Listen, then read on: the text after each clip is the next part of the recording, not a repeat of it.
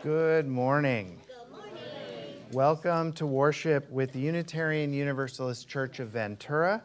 I am Pastor Erik Halseth. I use he, they pronouns. And welcome to everyone here in the sanctuary. And welcome to everyone on Zoom, wherever you may be.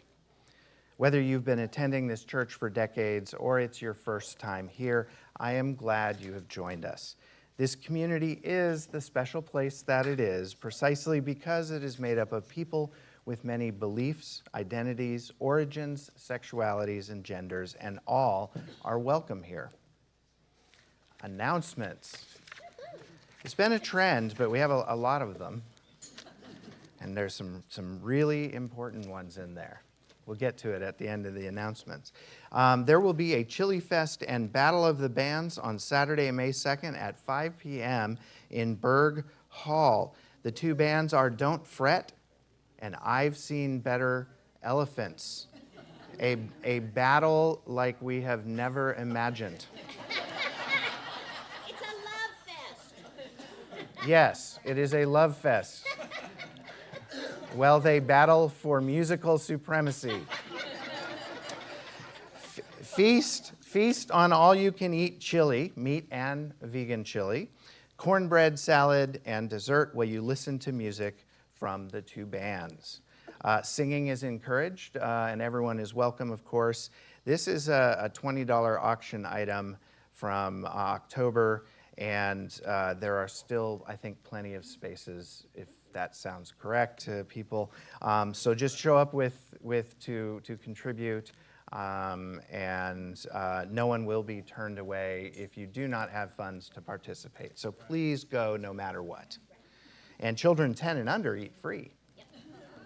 Everyone's welcome. It is, again, this Saturday the 2nd from 5 to 8 p.m. Plan ahead. I know we're a little bit early, but last month, because the first was a Wednesday, everything snuck up on me. Covenant of You Pagans Green Circle meets the second Thursday of the month in the East Alcove, and I think this is a restarting of the group, which is why I'm bringing it up several times. Let's see. Oh, the Scout Troop was approved by the board. So we're going to have, hopefully soon, we'll have an affirming Scout Troop here meeting regularly. The details are still being worked out, and that'll be communicated with the congregation. And at some point, you'll see Scouts here randomly. The church rental to Liminal Church is in a provisional yes, with the contract being worked on. And for both of those things, thank you to all of the people who provided commentary and their opinions on it. It was very helpful to read through everyone's thoughts.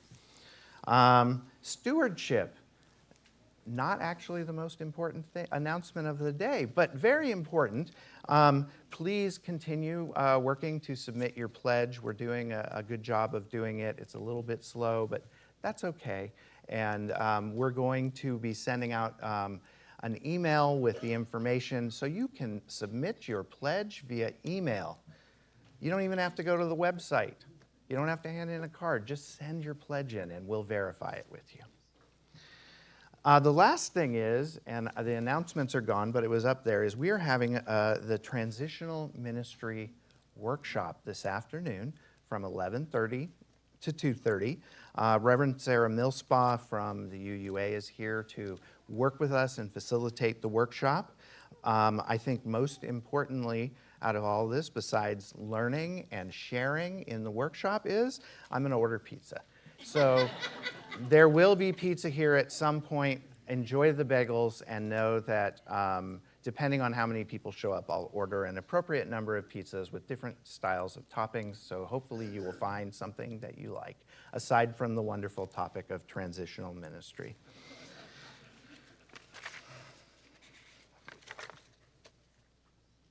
And, of course, I got to work on this. This should go on that page, because then I pause as I flip back and forth. Let me remind you to look at UUCV this week. It has all of the announcements in it, too. Our land acknowledgement lifts up the Chumash of Mitzconacon, now known as Ventura, who have stewarded their ancestral and unceded territory for at least the last 11,000 years.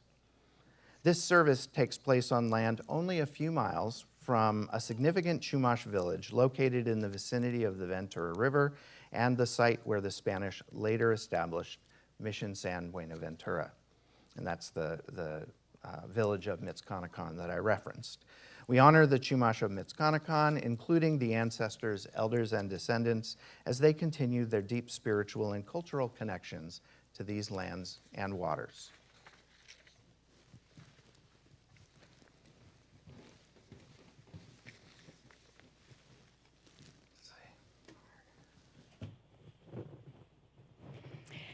If you're joining us from afar or from Zoom or YouTube, we invite you to light a chalice or candle from home as Pastor Erik and Luciano light the chalice of our free faith here in the sanctuary.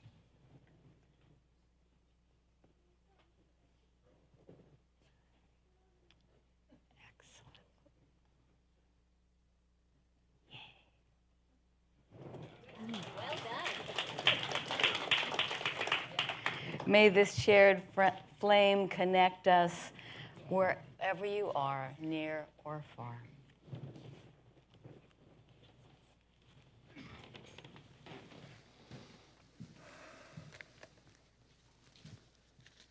The call to worship is not kindness by Naomi Shihab Nye. That will be our reading. It's okay. We switched it.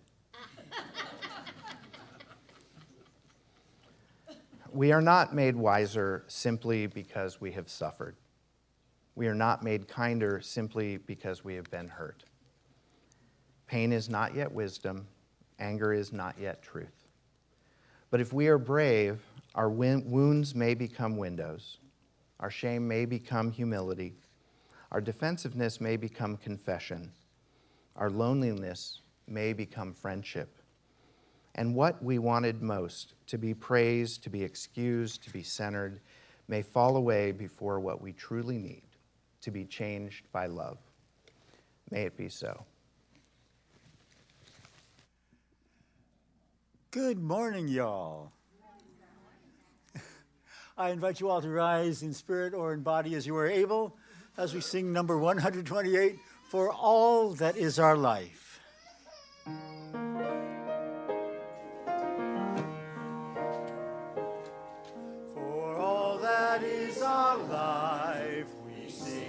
Thanks and praise, for all life is a gift which we are called to use to build the common good and make our own days glad.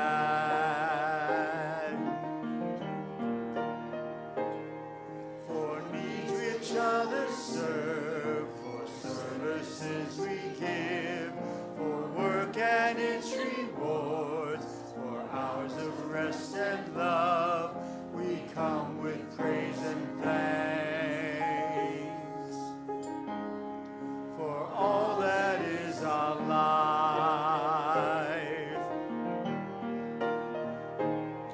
For sorrow we must bear, for failures, pain, and loss, for each new thing we learn, hours that pass, we come with praise and thanks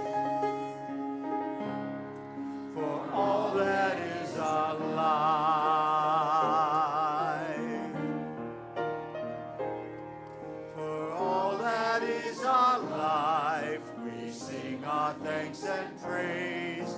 For all life is a gift which we are called to use to come with common good, to make our own days glad.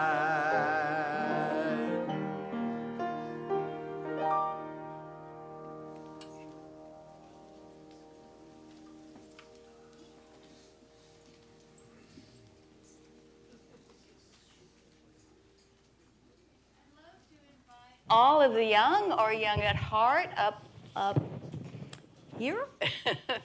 And please pick up some food or food items that people might have brought for Ride Alliance to put in the basket. Look at all of this wonderful stuff we have.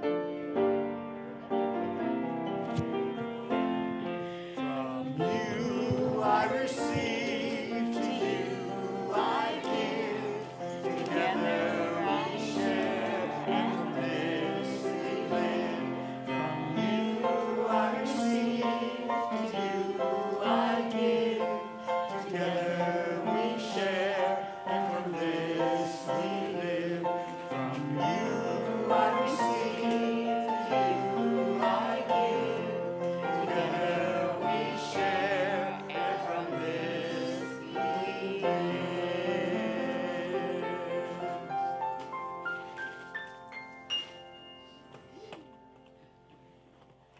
You guys are all so far away. Can you come this way a little bit so we can do this together? Because I've got a really fun book today.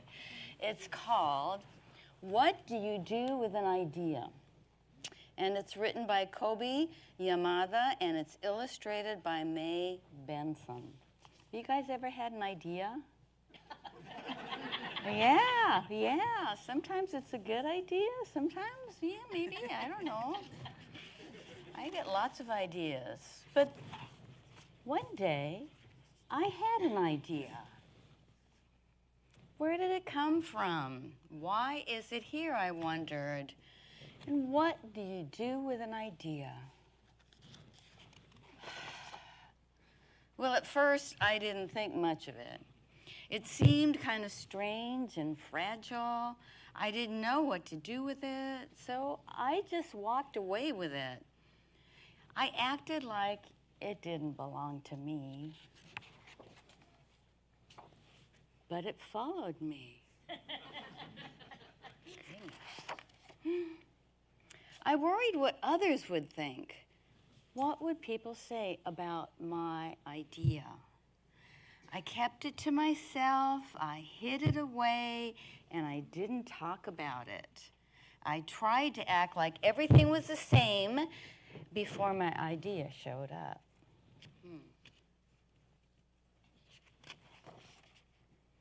But there was something magical about my idea. I had to admit, I felt better and happier whenever it was around. Wow, that idea's getting bigger, isn't it? It wanted food. It wanted to play. Actually, my idea wanted a lot of attention. It grew bigger, and we became friends.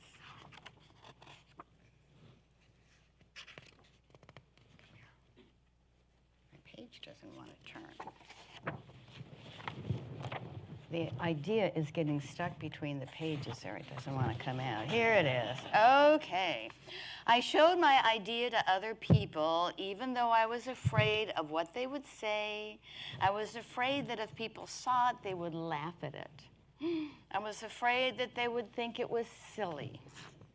And many of them did. They said it was no good. They said it was too weird. And they said it was a waste of time and that it would never become anything. Do you believe that was true?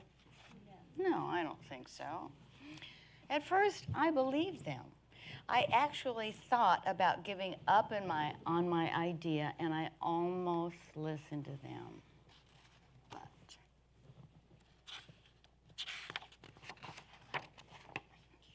But then I realized, what do they really know?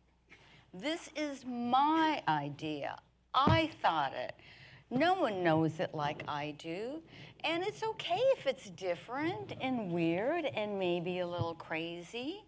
I decided to protect it, to care for it.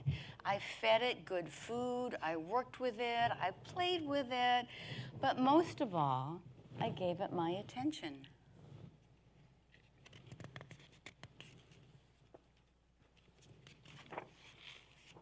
My idea grew and grew, and so did my love for it. I built it a new house, one with an open roof where I could look up to the stars, a place where it could be safe to dream. I liked being with my idea. It made me feel more alive, like I could do anything. It encouraged me to think big and then to even think bigger. It shared its secrets with me. It showed me how to walk on my hands because it said it's really good to have the ability to see things differently.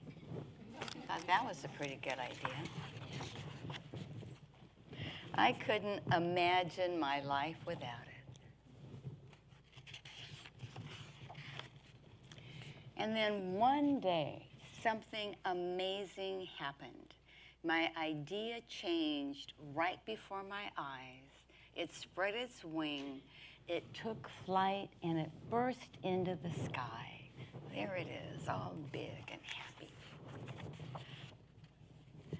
I don't know how to describe it, but it went from being here to being everywhere.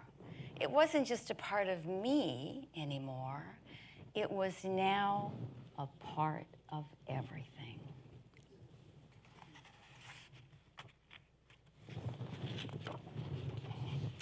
And then I realized what you do with an idea. You change the world. So go out there and have great ideas, kids. We're going to form our bridge of love for you to all go, and we're going to sing.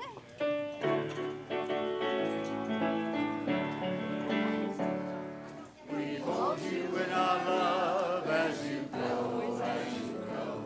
May your heart be at peace as you go. To nurture the spark of your precious life. We hold you in our love as you go. We hold you in our love as you go, as you go. May your heart be at peace as you go. To nurture the spark of your precious life. We hold you in our love as you go.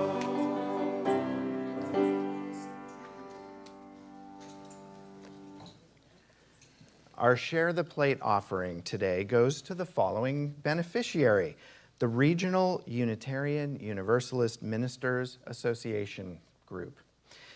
What, you say? Why do they need the generosity of the UUCV plate sharing? First, I need to be honest and say that I am on the board of the regional group. I am currently the assistant treasurer and have been on the board for the last 3 years. Second, I spent a not insignificant 2.5 years working full and part-time as a hospice chaplain, as well as several years as a seminarian, while participating in the UUMA regional retreats while I had no professional expense fund. The main function of the UUMA Regional Board is to host retreats for the members within the region. Membership includes congregational ministers, such as myself now, chaplains, community ministers, retired ministers, and seminarians who have aspirant or candidate status. And retreats include educational and professional training, and they help the aspirants and candidates for ministry to learn more about being ministers, whatever field they end up in out of that list. And topics include things like pastoral care, spiritual growth, writing workshops, trauma-informed ministry, and many other topics. Of the list of potential members I spoke of before, only active congregational ministers have professional expenses that allow us to participate in the retreats. Because of this, seminarians, community ministers, chaplains, and retired ministers are forced to pay out of pocket. What our regional group has always done, though, is provide scholarships to everyone who needs one. This usually includes about 10 to 20% of attendees of any retreat who receive either partial or full scholarships. As both a former seminarian and hospice chaplain, these scholarships were invaluable to my participation in the retreats. But as we publicize the scholarship program and try to get more people participating, it's used more and more, which of course draws down all of our funds. And here we are. The UUMA Regional Group is hoping that with the participation of our congregations that range from Sky Island UU in Sierra Vista, Arizona, to Las Vegas's congregation, to San Luis Obispo, and all of the other congregations that make up the former Pacific Southwest District, that small contributions from each congregation can help us bolster the fund for years to come. We're also working with the Spirit Level Foundation to secure a 2-for-1 grant, meaning that the contributions of UUCV and all the other wonderful congregations in the region will go so much further than if we don't have the grant. If you have any questions about the UUMA Regional Group, please let me know after the service. I think I speak for all the members of the group, the board, and for myself as a former recipient of scholarships to attend these retreats, that when I say our gratitude runs deep and your generosity, it will allow countless seminarians, community ministers, chaplains, and retired ministers to participate in these invaluable retreats. You can give by texting to give, or if you're here in the sanctuary, you can place cash or a check in the box in the back during the offertory music or after the service. Thank you for your generosity in supporting both our future ministers, current chaplains and community ministers, and those ministers who have retired after years of service in our region. Your gift will make a difference in all their lives.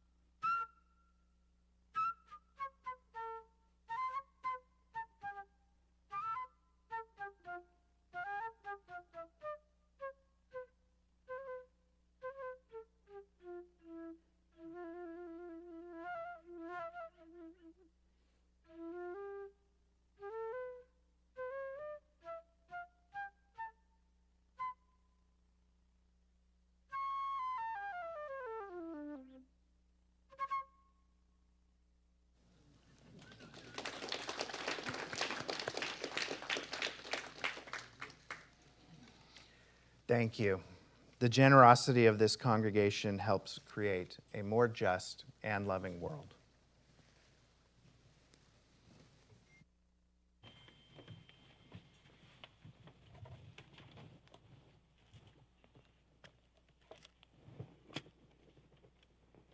We take time each week to share with one another both the sorrows and the joys that come into our lives. We place stones in the water for each joy or sorrow to show how it is shared, to help us remember that we are not alone. Each stone sends out ripples that reflect the ways in which one joy or sorrow touches one of us, touches us all. in joy, and in sorrow, we hold each other in love. If you have a joy or a sorrow you'd like to share during the service, you can submit it via the Thursday email bulletin UUCV this week. If it is in by 8:00 p.m. on Saturday, it will usually be included on Sunday. And I invite you all now to share aloud the names of those you wish to celebrate, memorialize, or bring into the loving embrace of this beloved community.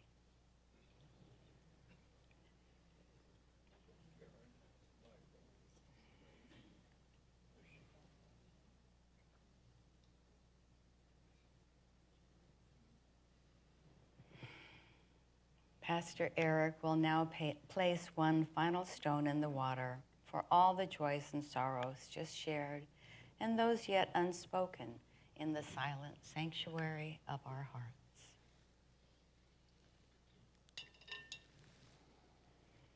May we be grateful for all that sustains us on this journey that we share, and for the ways we remain present for one another in times of joy, in times of sorrows, and in all the spaces in between.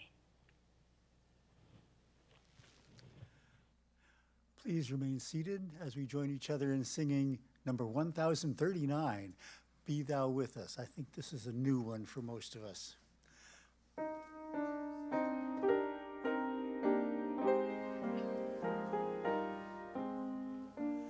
Be thou with us now and for always, now and always.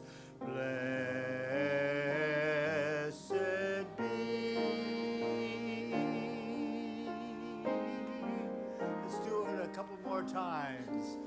Be thou with us now and always, now and always. Blessed be.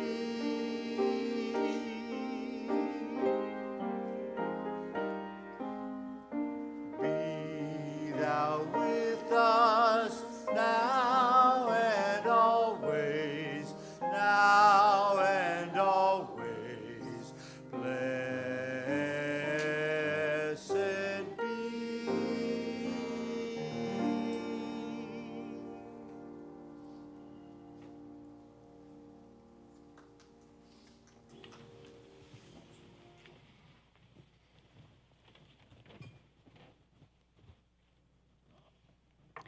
Our reading this morning is Kindness by Naomi Shihab Nye.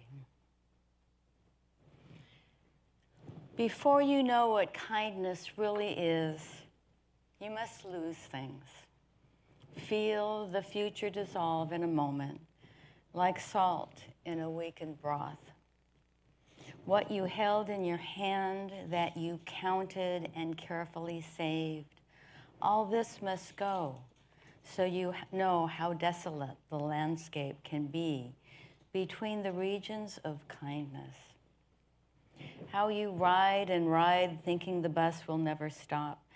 The passengers eating maize and chicken will stare out the windows forever. Before you learn the tender gravity of kindness, you must travel where the Indian in a white poncho lies dead by the side of the road. You must see how this could be you, how he too was someone who journeyed through the night with plans and the simple breath that kept him alive. Before you know kindness as the deepest thing inside, you must know sorrow as the deepest thing. You must wake up with sorrow. You must speak to it till your voice catches and the thread of all sorrows, and you see the size of the cloth. Then it is only kindness that makes sense anymore, or kindness that ties your shoes and sends you out to the day to mail letters and purchase bread. only kindness that raises its head from the crowd of the world to say, "It is I you have been looking for." And then it goes with you everywhere, like a shadow or a friend.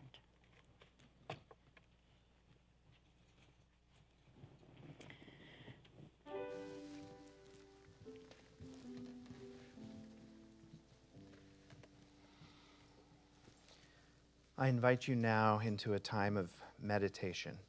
Place your feet upon the floor, close your eyes if you wish, and breathe in and breathe out, noticing your breath both as it comes in and it goes out.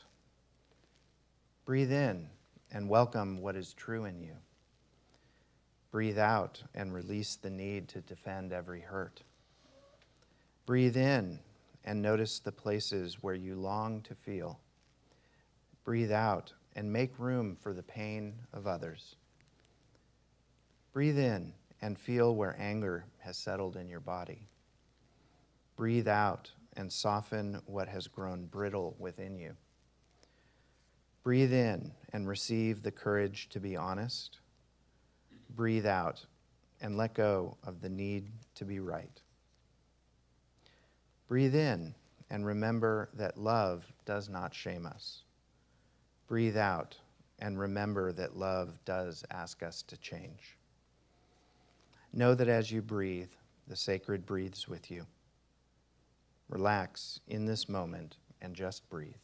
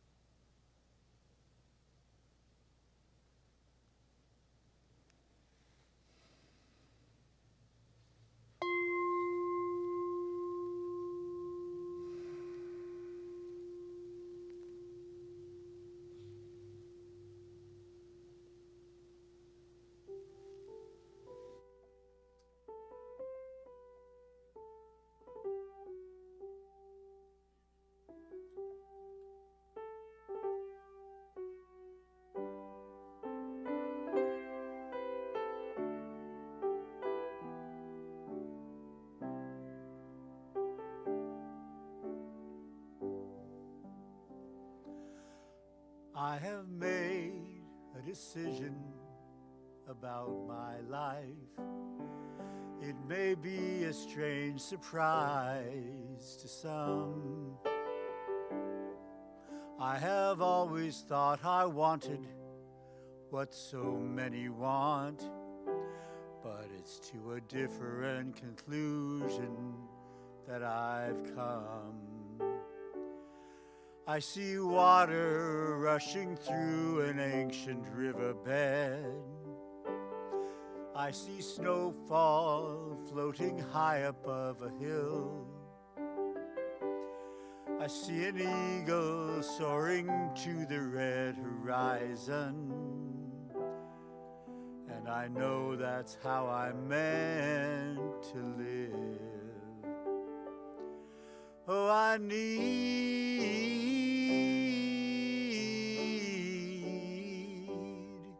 to be free.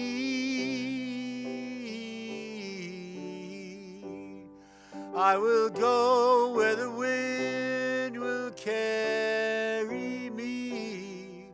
To be free, oh, to be free. You won't see me at the racetrack choosing horses. You won't catch me wishing on a falling star. You will find me wherever I am called to be, wherever kindness and beauty are. For I think of all mankind as my family. This entire precious planet is my home. So let others build the borders, walls, and boundaries. I will fly above them all, even if I must go alone. Oh, I need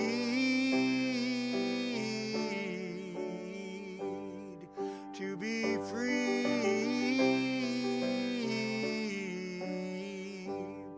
I will go where the wind will carry me. To be free, oh, to be free.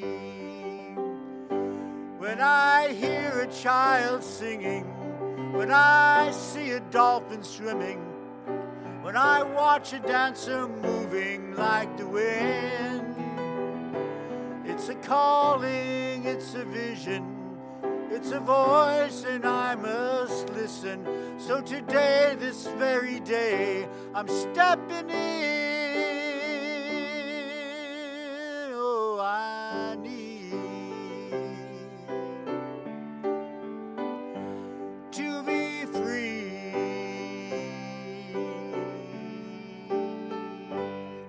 I will go where the wind will carry me.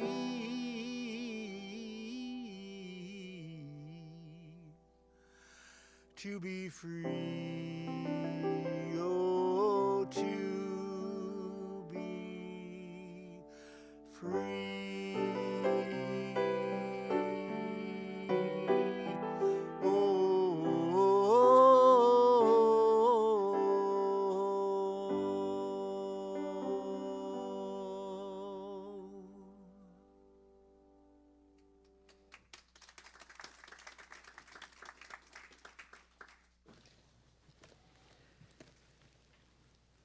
If you attended the church auction last October, you may remember that my first public appearance at UUCV included an auction item: 3 sermon topics to be chosen throughout the year by the 3 highest bidders.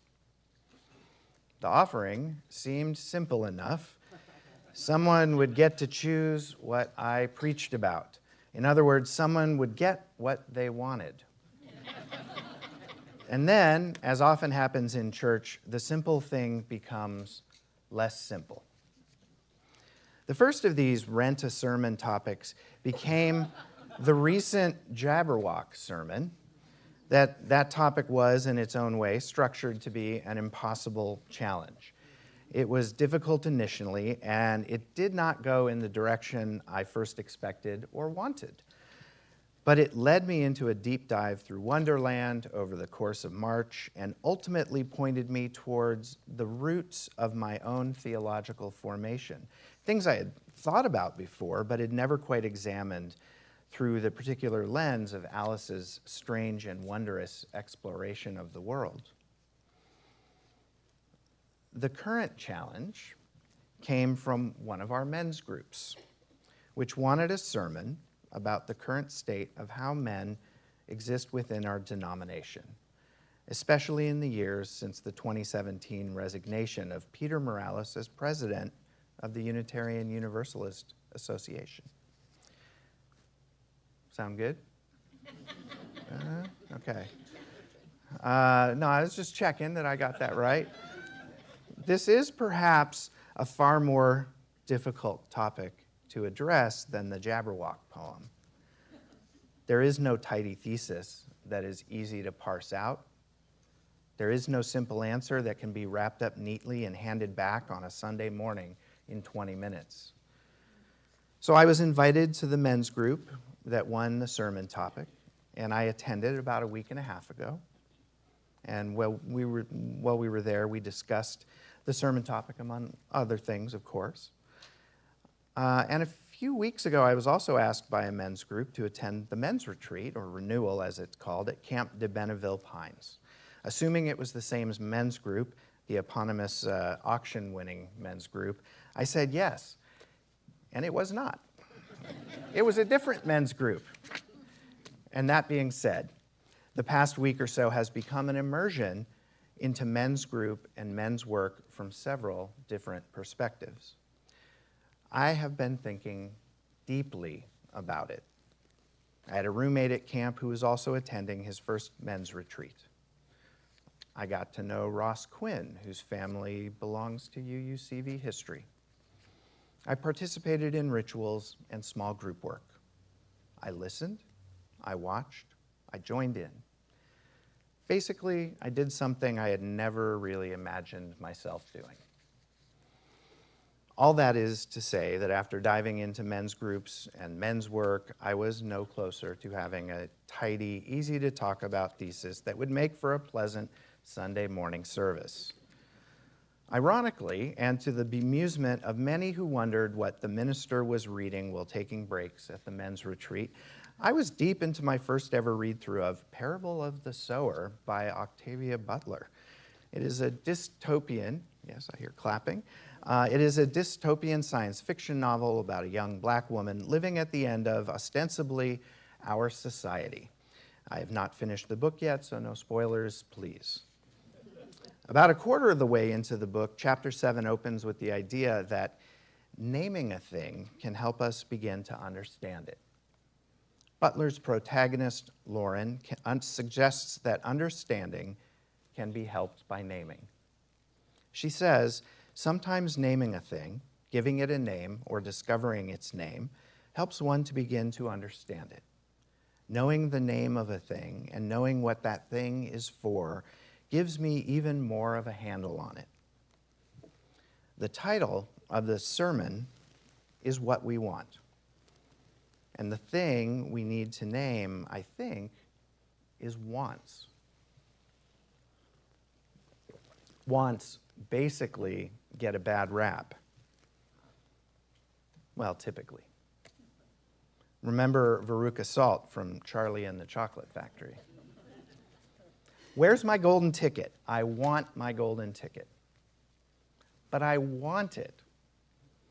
All I've got at home is 1 pony and 2 dogs and 4 cats and 6 bunny rabbits and 2 parakeets and 3 canaries and a green parrot and a turtle and a silly old hamster. I want a squirrel. And we know how that ended up. Wants can be superficial. Wants can be selfish. Wants can be childish, demanding, and destructive. But not always. Wanting world peace, that's a want. Wanting our children to be happy, that's a want too, although perhaps not the way Veruca's father pursues it. Wanting time with our families, wanting comfort, belonging, purpose, healing, and a future. And our wants may be trying to tell us something. There may be something deeper in us than the outward wants we are pursuing. Wanting to be comforted may be about needing to be healed. Wanting stability may be about needing trust. Wanting the past may be about grieving its loss. Wanting immediate growth may reveal a need for patience or humility. Wanting more new people in church may show us where we need to grow as an organization before simply throwing open the doors and hoping people stay. So let me return to the sermon topic. Both my attendance at the men's group meeting and my time at the men's retreat had me thinking I was going for one thing, but then discovering something else. I did find some things I expected. At camp, there was drumming. There was lots of talk about men. I was called brother regularly. I didn't say that in it. It's just how the guy said it. He called me that the whole time. There was a sweat lodge. There were hikes. There were conversations about our vocations, past and present. But there was also a lot of really deep work in the men's group meeting and at camp. Obvious personal growth that had occurred through this work, learning, acknowledging that feelings are okay and good, accessing those feelings, accepting those feelings in others. And this is something that I think most of us would agree has not been a traditional strength of men in our society. There was also a real leaning into empathy through active listening with reflective and empathetic response. And it wasn't quite Harville Hendricks and Helen LaKelly Hunt's imago therapy model, but it was not tremendously different from it. And perhaps most importantly, there was permission for vulnerability to be present in our lives. So going back to Lauren, the protagonist in Parable of the Sower, and her statement about how naming a thing helps us begin to understand it, I can name that my own experience with the men's group and retreat included both the expected and the unexpected. And what I'm finding is that I am still in discernment about how to address the requested sermon topic. Doesn't mean I'm not going to address it, but I'm still discerning. But my initial thought is that, at least in part, this is a wants and a needs thing. It is similar to what I said earlier about the wants we carry and the deeper needs beneath them. Wanting to feel recognized may be about needing to understand how belonging works when old assumptions no longer hold. Wanting clarity about one's role may be about needing a deeper trust that usefulness does not disappear just because authority is shared differently now than in the past. Wanting the past may be about grieving a time when identity, leadership, and place felt more settled or unquestioned. Wanting reassurance that men still matter may reveal a need to move from inherited importance to intentional contribution. Wanting to be heard may be about needing new ways to speak that do not dominate, defend, or withdraw. Wanting the church to feel familiar may be about needing help living faithfully in a denomination that is becoming more honest about gender, power, inclusion, and harm. Wanting to feel at home may be about needing to accept that home changes as the people within it become more fully themselves. I do not know how these statements are sitting with folks right now. I'll hear about it later, I'm sure. But I hope you all understand that love is not only about saying what people want to hear. Love is also about telling truths with care. And I want to be clear.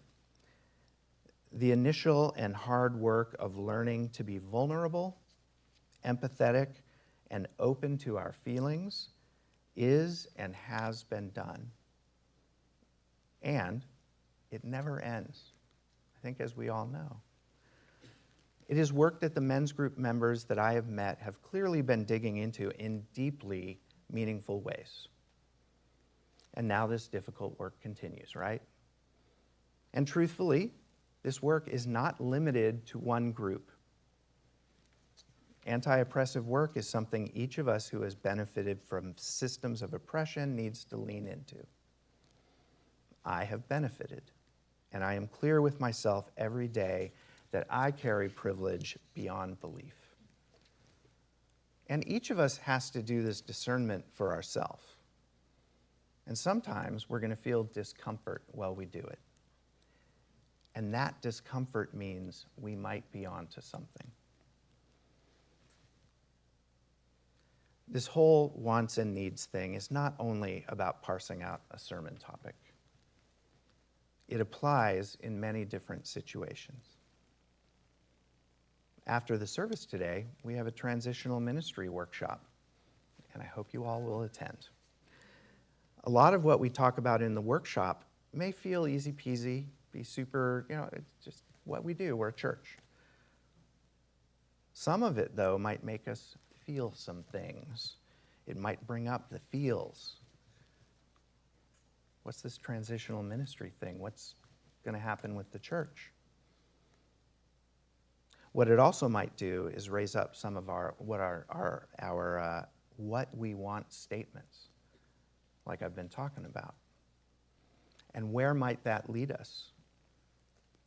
Maybe toward what we need. Like the list before, related to the auction sermon topic, we may discover some underlying things that we need to address. What we want may name our desires, demands, and even some of our complaints.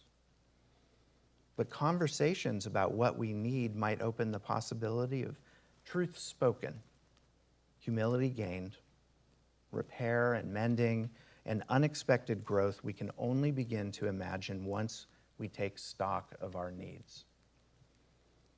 The distinction between want and need matters because, while wants often begin in a real place, needs take us to the place where we grow our edges. To paraphrase Micah chapter 6, verse 8, maybe what it takes to live into our best selves, to be the best congregation we can be, is to do justice, to love kindness, and to walk humbly with the sacred.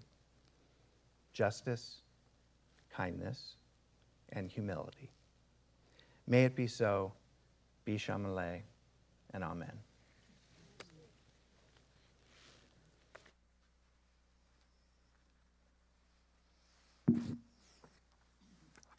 Well, I invite you all to rise in spirit or in body as you're able. As we sing number 131, Love Will Guide Us.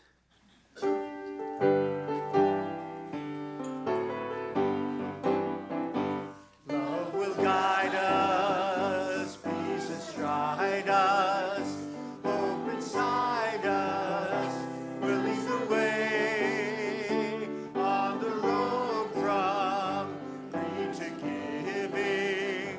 Love will guide us through the hard night.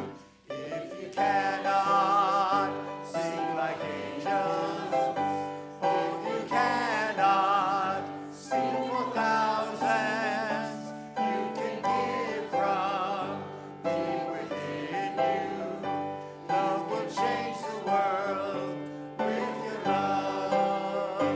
Love will guide us, peace inside us, hope inside us will lead the way on the road from greed to giving. Love will guide us through the hard night.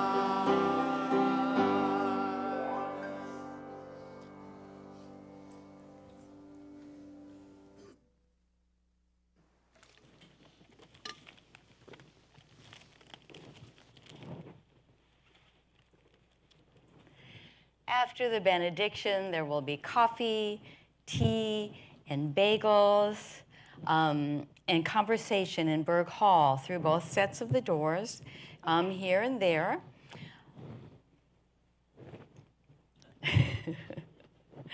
And we hope that you will all stay for that. If you're a visitor today, we invite you to get your refreshments and take them with you to the connecting table. There's a big sign overhead for a friendly chat, and there's another table nearby where you will find information about Unitarian Universalism in general and about this congregation in particular. We hope that you will all join us at 11:30 for the transitional ministry meeting. It sounds like it's going to be very interesting, and I'm looking forward to being there. And finally, if you have not yet done so, you can drop off your offering for the UUCV InReach Outreach in the box at the wall at the back of the sanctuary. And now, please join me in reading the words on the screen as we prepare to extinguish the candle and the chalice. That's still in there. We extinguish this flame, but not the light of truth, the warmth of community, or the fire of commitment. Those we carry into our lives until we are together again.